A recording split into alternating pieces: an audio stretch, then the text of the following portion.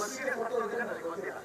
ಜಿಲ್ಲಾ ರಕ್ಷಣಾಧಿಕಾರಿಗಳಾಗಿ ರೈಲ್ವೆ ಬೇಡಿಕೆ ಕೇಳುವುದು ಕಾನೂನು ಬಾಹಿರ ಅಂತವ್ರನ್ನ ಅರೆಸ್ಟ್ ಮಾಡಬೇಕಿತ್ತು. ಇವತ್ತಿನ ತನಕ ಮಾಡಿಲ್ಲ. ಯಾಕೆ ಎಫ್ಟಿ ಹಾಕಿರೋದು ಬೇಕು ಸರ್? ನಾವೇನು ದನ ಕಾಯ್ಕೊಂಡಿದ್ದೇವಾ? ಅರ್ಜಿ ಕೊಡೋದು ನಿಮಗೆ ಕಣ್ಗಾಡಲ್ವಾ? ನಾವು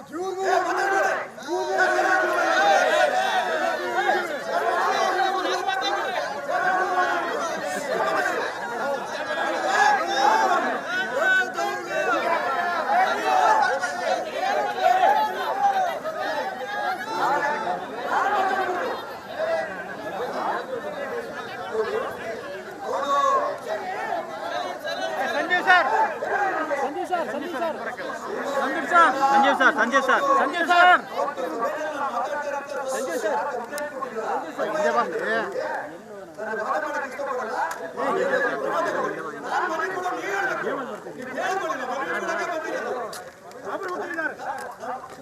केवल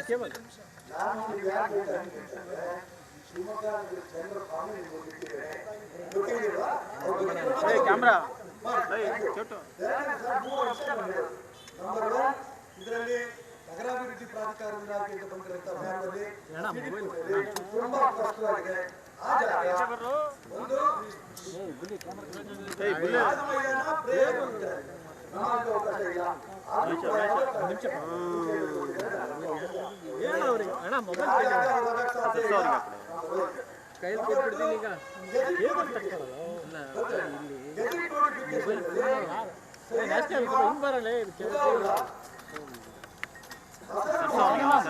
ಸಂತೋ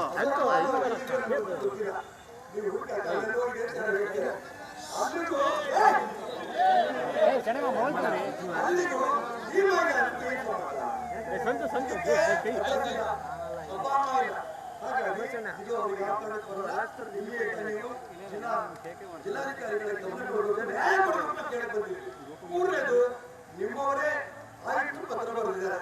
ಇದರಲ್ಲಿ ಮೊಬೈಲು ಅಣ್ಣ ಭೂಮಾಪಕರ ಸಹಿ ಇದ್ದು ಸದರಿ ಇಲಾಖೆಯ ಮುಖ್ಯಸ್ಥರ ಸಹಿ ಇರುವುದಿಲ್ಲ. ಈ ಮೂರು ಅಂಶ ಆದಷ್ಟು ಬೇಗ ಅದನ್ನ ತೆರವುಗೊಳಿಸಿ ನಗರ ಪಾಲಿಕೆ ಹಸ್ತಾಂತರಿಸಿಕೊಡ್ಬೇಕು. ಇಲ್ಲ ಅಂದ್ರೆ ಮುಂದಿನ ಹೋರಾಟಗಳನ್ನ ನಾವು ಮಾಡಬೇಕಾಗುತ್ತೆ. ಎಚ್ಚರಿಕೆಯನ್ನ ಇಬ್ಬರು ಕೊಡ್ತಾ ಇದ್ದೇನೆ. ಇಡೀ ಶಿವಮೊಗ್ಗ ನಗರ ಚರ್ಚೆ ಪರವಾಗಿ ಈ ಮನವಿಯನ್ನು ನೀಡಿಕೊಡ್ತಾ ಇದ್ದೇನೆ. ನಮ್ಮ ಭೂಮಿ ನಮ್ಮ ಆಟದ ಜಿಲ್ಲಾ ರಕ್ಷಣಾಧಿಕಾರಿಗಳು ಉತ್ತರ ಕೊಡಲ್ಲ. ಇದು ಮಾಡಿದ್ರೆ ಏನ್ ಮಾಡ್ತೀರಿ ಅಂತ ಹೇಳಿ ಸರ್ ಮಾತಾಡ್ಬೇಡಿ. ಏನು ರಾಷ್ಟ್ರಪತಿ ಮಾಡೋದ್ರಿಂದ ನಾವು ಆರೋಗ್ಯ ಸಮಸ್ಯೆ ಆದರೂ ಸಹಿತ ಅಷ್ಟು ಒಂದು ಕಳಕಳಿಯಿಂದ ಬಂದಿಲ್ಲ. ಅದಕ್ಕೆ ಹೋಗ್ತೀವಿ. ಏನು ನಾವು ಸರ್ಕಾರ ಹೇಳಿಲ್ಲ ಅದರದ್ದು ಒಂದು ಪರಿಶೀಲನೆ ಮಾಡಿ ರಿಪೋರ್ಟ್ ಹೋಗಿಲ್ಲ ಪರಿಶೀಲನೆ ಮಾಡ್ತೀವಿ. ನಾವು ಅದನ್ನ ಈಗ ಮಾತಾಡಿದ್ವಿ. ಏನೇ ಡಾಕ್ಯುಮೆಂಟ್ ಪ್ರೊಡ್ಯೂಸ್ ಮಾಡಿ ಈಗ ಅವಕಾಶ ಕೊಡ್ತೀವಿ. ಅವ್ರ ಬಗ್ಗೆ ಏನು ಉದ್ವೇಗ ಆಗೋದು ಯಾವುದೋ ಅಗತ್ಯ ಇಲ್ಲ. ನಾನು ಎಂದೂ ಉದ್ವೇಗ ಆಗಿಲ್ಲ. ಇಬ್ಬರು ಗೊತ್ತು 15 ದಿನದಲ್ಲಿ ಸ್ವಲ್ಪ ತಂದ್ರೆ ಸರಿ. ಅದು ಬೇರೆ ಹಾಕಿರೋ ಯಾರೋ ಬಗ್ಗೆ ಕ್ರಮ ತಗೋಬೇಕು. ಇದನ್ನ ನಗರ ಪಾಲಿಕೆ ಆಸ್ತಿ ಅಂತ ಡಿಕ್ಲೇರ್ ಮಾಡಿ ನಿಮಗಿಂತ ಅವಕಾಶ ಜೀವನದಲ್ಲಿ ಸಿಗೋದಿಲ್ಲ. ನ್ಯಾಯಬದ್ಧವಾಗಿ ಯಾರ್ಯಾರು ಪ್ರೆಷರ್ ಹಾಕಿದ್ರು ಅಂತ ಅನ್ಕೊಂಡು ಆ ಪ್ರೆಷರ್ಗಳಿಗೆ ಲೀಡ್ ಆದ್ರೆ ಎಲ್ಲರೂ ನೀವು ಹೋಗ್ಲಾಗ್ತೀರಿ. ಎಲ್ಲಾ ಊರಲ್ಲೂ ಈ ರೀತಿ ಆಟದ ಮೈದಾನವನ್ನ ಖಾತೆ ಮಾಡ್ಕೊಂಡ್ರು, ಕಾನೂನು ಬಾಹ್ಯ ಮಾಡ್ಕೊಂಡ್ರು ಇಡೀ ರಾಜ್ಯದಲ್ಲಿ ಎಲ್ಲೂ ಇಲ್ಲ. ಇಲ್ಲಿ ಬಂದಿದೆ ಕಾನೂನು ಬಾಹಿರ ಅಂತ ನಿಮ್ಮ ಅಧಿಕಾರಿಗಳೇ ಹೇಳ್ಬೇಕಾದ್ರೆ ಕಾನೂನು ಬಾಹಿರ ಅಂತ ನೀವು ಬರಿಬೇಕು. ನೀವು ಬೇರೆ ಅಧಿಕಾರಿಗಳು ಪರ್ಮಿಷನ್ ತಗೋದ್ರು ಏನ್ ಮಾಡ್ತಾರೆ ಗೊತ್ತಿಲ್ಲ. ನ್ಯಾಯಯುತ ನೀವು ಮಾಡಿ ಆಗ ನೀವು ಡಿಸಿ ಆಗಿದ್ದಕ್ಕೆ ಸಾರ್ಥಕ ಆಗುತ್ತೆ. ನಿಮ್ಮ ಅಪ್ಪ ಅಮ್ಮ ಖುಷಿ ಪಡ್ತಾರೆ, ನಿಮ್ಮ ಮಕ್ಕಳು ಖುಷಿ ಪಡ್ತಾರೆ. ಪ್ರಯತ್ನ ಮಾಡಿ ನಮ್ಮ ಮನವಿ ಸ್ವೀಕಾರ ಮಾಡಿ ಉತ್ತರ ಕೊಟ್ಟಿದ್ರೆ ನಿಮ್ಮಿಬ್ರು ಕೂಡ ಅಭಿನಂದಿಸ್ತೀನಿ. ಧನ್ಯವಾದ. ಜಿಲ್ಲಾ ರಕ್ಷಣಾಧಿಕಾರಿಗಳಾಗಿ ರೈಲ್ವೆ ಬೇಡಿಕೆ ಕೇಳುವುದು ಕಾನೂನು ಬಾಹಿರ ಅಂತವ್ರನ್ನ ಅರೆಸ್ಟ್ ಮಾಡಬೇಕಿತ್ತು. ಇವತ್ತಿನ ತನಕ ಮಾಡಿಲ್ಲ. ಯಾಕೆ ಎಫ್ಟಿ ಹಾಕಿರೋದು ಬೇಕು ಸರ್? ನಾವೇನು ದನ ಕಾಯ್ಕೊಂಡಿದ್ದೇವಾ? ಅರ್ಜಿ ಕೊಡೋದು ನಿಮಗೆ ಕಣ್ಗಾಡಲ್ವಾ?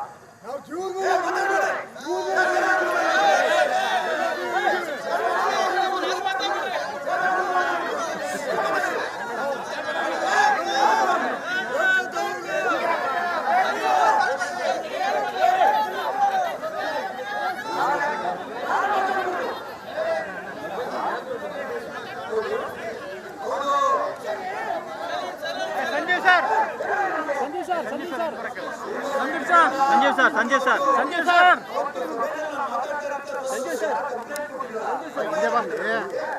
ನಾನು ವಾದ ಮಾಡಕ್ಕೆ ಇಷ್ಟಪಡಲ್ಲ.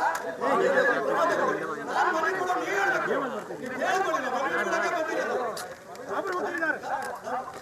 ಕೇಬಲ್ ಕೇಬಲ್ ನಾನು ನೀವು ಯಾಕೆ ಹೇಳ್ತೇನೆ ಶಿವಮೊಗ್ಗ ಜನರ ಕಾನೂನು ಹೋಗಿದ್ದೇನೆ ಗೊತ್ತಿದೆಯಾ? ಕ್ಯಾಮ್ರಾ ಚೋಟು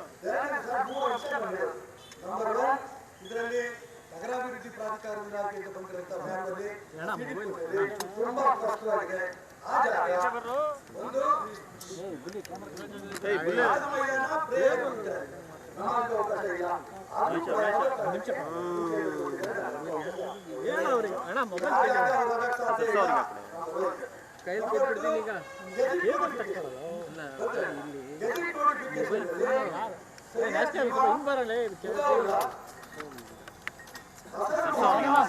ಸಂತೋ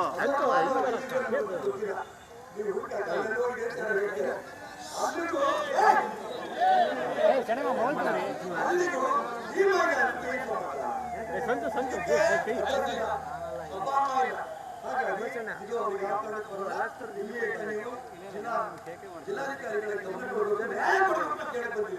ಮೂರನೇದು ನಿಮ್ಮವರೇ ಆಯುಕ್ತರು ಪತ್ರ ಬರೆದಿದ್ದಾರೆ. ಇದರಲ್ಲಿ ಅಣ್ಣ ಮೊಬೈಲು ಅಣ್ಣ ಭೂಮಾಪಕರ ಸಹಿ ಇದ್ದು ಸದರಿ ಇಲಾಖೆಯ ಮುಖ್ಯಸ್ಥರ ಸಹಿ ಇರುವುದಿಲ್ಲ. ಈ ಮೂರು ಅಂಶ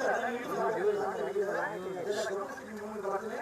ಆದಷ್ಟು ಬೇಗ ಅದನ್ನ ತೆರವುಗೊಳಿಸಿ ನಗರ ಪಾಲಿಕೆ ಹಸ್ತಾಂತರಿಸಿಕೊಡ್ಬೇಕು. ಇಲ್ಲ ಅಂದ್ರೆ ಮುಂದಿನ ಹೋರಾಟಗಳನ್ನ ನಾವು ಮಾಡಬೇಕಾಗುತ್ತೆ. ಎಚ್ಚರಿಕೆಯನ್ನ ಇಬ್ಬರು ಕೊಡ್ತಾ ಇದ್ದೇನೆ. ಇಡೀ ಶಿವಮೊಗ್ಗ ನಗರ ಜನತೆ ಪರವಾಗಿ ಈ ಮನವಿಯನ್ನು ನೀಡಿಕೊಡ್ತಾ ಇದ್ದೇನೆ. ನಮ್ಮ ಭೂಮಿ ನಮ್ಮ ಆಟದ ಮೈದಾನ ಜಿಲ್ಲಾ ರಕ್ಷಣಾಧಿಕಾರಿಗಳು ಉತ್ತರ ಕೊಡಲ್ಲ.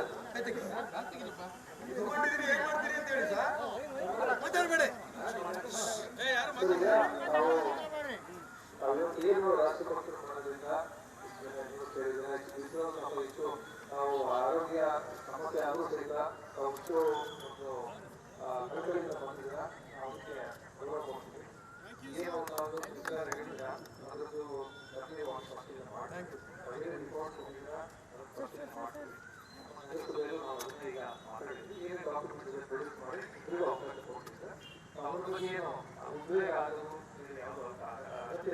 ನಾನು ಎಂದೂ ಉದ್ವೇಗ ಆಗಿಲ್ಲ. ಇಬ್ಬರು ಗೊತ್ತು 15 ದಿನದಲ್ಲಿ ರೂಪಾಯಿ ತಂದ್ರೆ ಸರಿ. ಅದು ಬೇರೆ ಹಾಕಿರೋ ಯಾರೋ ಬಗ್ಗೆ ಕ್ರಮ ತಗೋಬೇಕು. ಇದನ್ನ ನಗರ ಪಾಲಿಕೆ ಆಸ್ತಿ ಅಂತ ಡಿಕ್ಲೇರ್ ಮಾಡಬೇಕು. ನಿಮಗಿಂತ ಅವಕಾಶ ಜೀವನದಲ್ಲಿ ಸಿಗೋದಿಲ್ಲ. ನ್ಯಾಯಬದ್ಧವಾಗಿ ಯಾರ್ಯಾರು ಪ್ರೆಷರ್ ಹಾಕಿದ್ರು ಅಂತ ಅನ್ಕೊಂಡು ಆ ಪ್ರೆಷರ್ಗಳಿಗೆ ಈಡಾದ್ರೆ ಎಲ್ಲ ನೀವು ಹೋಗ್ಲಾಗ್ತೀರಿ.